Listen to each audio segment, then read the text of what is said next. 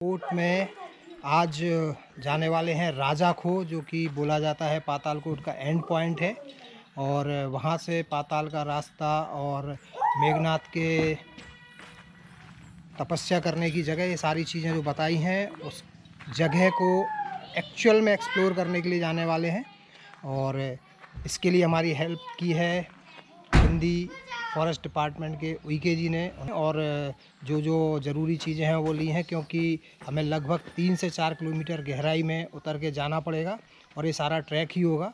और हमने अपनी जो भी व्हीकल्स थे यहाँ पे पार्क किए हुए हैं। पख्तूनी भी यहाँ पे ही पार्क है। और अभी यहाँ से हम जाएंगे रातेड़ तक, और वहाँ तक जाने के लिए जो हमारा साधन होगा फॉरेस्ट डिपार्टमेंट की गाड़ी, और उसके बाद पैदल चलना होगा। ये है राजा खो ट्रैक। बहुत सारी अफवाहें, किद्वंतियाँ और कहानियाँ आपने सुनी होंगी पाताल कोट के बारे में। पाताल कोट, पाताल का द्वार, पाताल कोट, एंड पॉइंट, आदिवासी, नरभक्षी और बहुत सारी। बट ऐसा यहाँ पे कुछ भी नहीं है। यहाँ पे लोग बहुत ही ज़्यादा कोऑपरेटिव हैं, अब एजुकेटेड भी हैं, और सारी फैसिलिटी यहाँ पे हो चुकी हैं।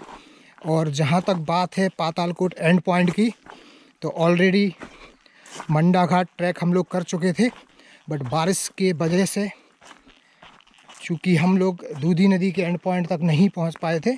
और ये है एक दूसरा पॉइंट जो कि है राजा खो, जिसके बारे में फेमस है कि जो राजा थे यहाँ के, वो अपनी पूरी सेना के साथ वहाँ पे छुपे थे। और वही पाताल कोट का एंड पॉइंट भी है।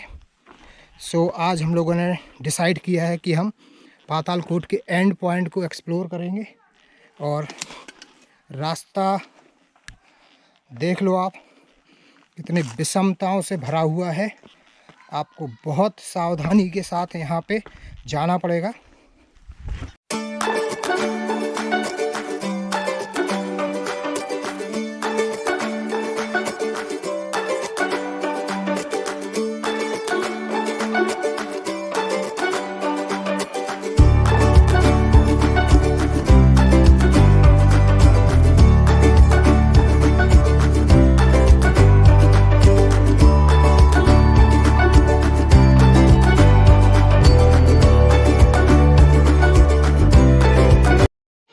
बहुत ही डिफ़िकल्ट है ये रास्ता, क्योंकि रास्ता तो कोई है ही नहीं।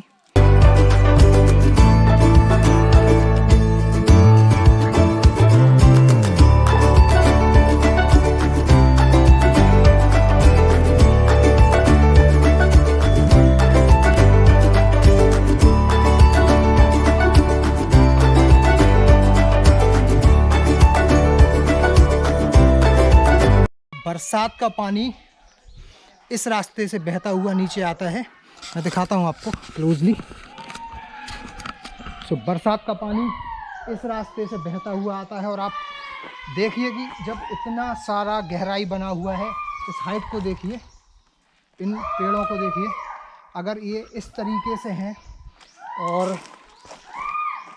अगर कंस्ट्रक्शन और पत्थर कुछ ऐसे हो गए, तो आप सोचिए कि पानी कितने फोर्स से नीचे आता होगा। और ये सारा पानी आगे जाके दूधी नदी में मिलता है।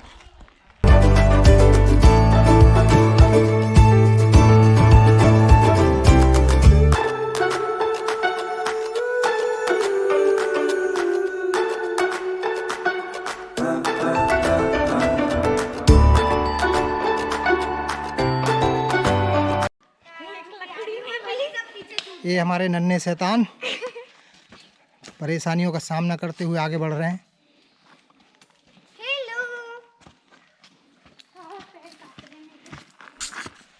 तो गाइज, रास्ता बहुत ही डिफ़िकल्ट है। और अभी लगभग 1 किलोमीटर और चलना पड़ेगा पातालकोट के एंड पॉइंट पर पहुंचने के लिए। बट 1 किलोमीटर बिल्कुल भी आसान नहीं होगा, क्योंकि इस रास्ते से अभी अभी हम आए हैं और बहुत ही एडवेंचरस है, बहुत ही ज़बरदस्त है, बहुत ही मज़ेदार है, बट बहुत ही रिस्की भी है और बहुत ही ख़तरनाक भी है। एडवेंचर का आलम है ये है कि ये गिरे हुए पेड़ों के नीचे से निकलना, और एक्चुअल रास्ता ये है।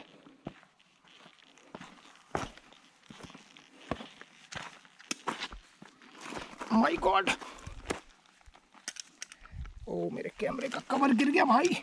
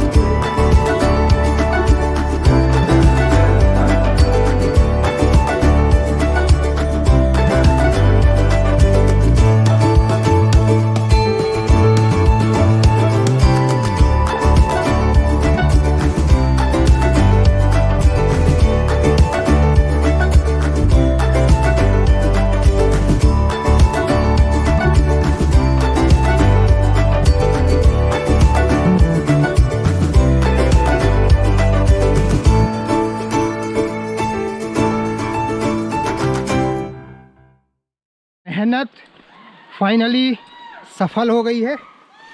बिल्कुल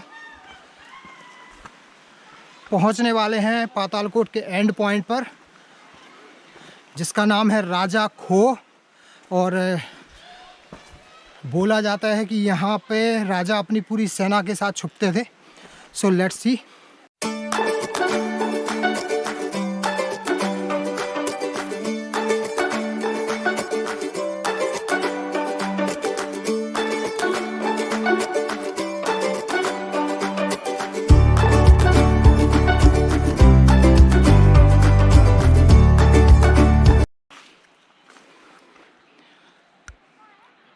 ये ब्यूटीफुल। सो फाइनली पहले पहुंचते हैं उस प्लेस पर जहाँ के बारे में ये मशहूर था, किदवंतियाँ थी, अफवाहें थी कि वहाँ पे पुराने समय में बलि चढ़ाई जाती थी, नर बलि। और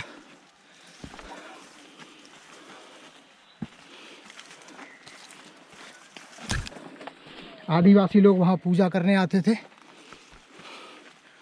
रास्ता बहुत स्कैरी टाइप हो रहा है, बट पूरी कोशिश है एंड पॉइंट तक पहुँचने की, और बिल्कुल कोशिश सफल होती हुई दिख रही है, बल्कि हो चुकी है। आखिरकार इतनी जद्दोजहद और मेहनत के बाद हम पहुंच चुके हैं उस स्थान पर जिसे बोला जाता है कि मेघनाथ का तंत्र साधना स्थल है, और वहां से पाताल का रास्ता जाता है। और इस स्थान को करीब से चल के देखते हैं। बारिश के समय तो यहाँ आना पॉसिबल हो ही नहीं पाता है, और हमारे साथ जो परिवार आए हैं उनके बच्चे भी यहाँ पे एंजॉय कर रहे हैं।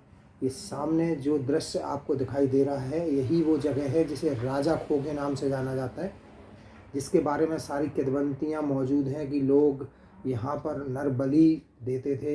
मेघनाथ ने यहाँ से पाताल जाने का रास्ता बनाया था, या पाताल जाते थे और यहीं पे वो तंत्र साधना करते थे। तो ऐसा कुछ भी नहीं है यहाँ पे। जो लोकल आदिवासी हैं उनका पूजा स्थल है ये।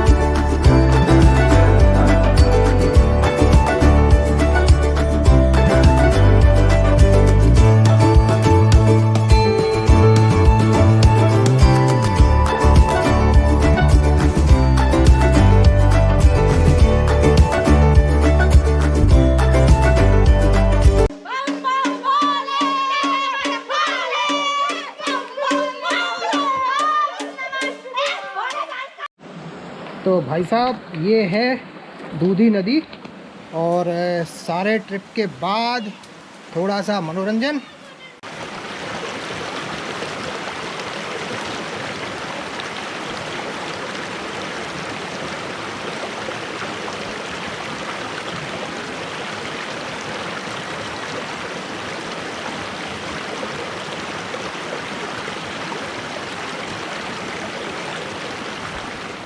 सो गाइस, पातालकोट में कोई भी नरबली नहीं होती है। पातालकोट में कोई भी पाताल लोक जाने का रास्ता नहीं है और ना ही यहाँ कोई मेघनाथ का तंत्र साधना स्थल है।